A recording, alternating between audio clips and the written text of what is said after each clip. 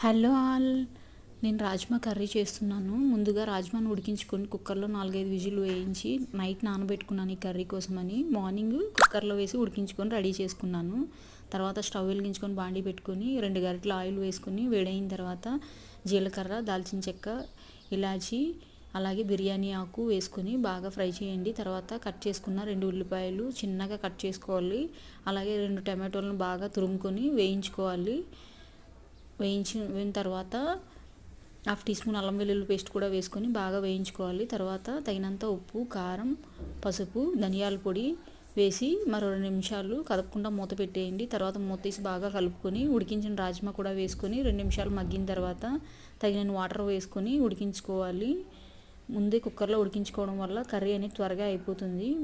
ఈ విధంగా బాగా దగ్గరకు వచ్చిన తర్వాత కొత్తిమీర వేసుకొని స్టవ్ ఆఫ్ చేసుకుంటే ఎంతో రుచికరమైన రాజ్మా కర్రీ అనేది రెడీ. చాలా బాగుంటుంది. Subscribe my channel.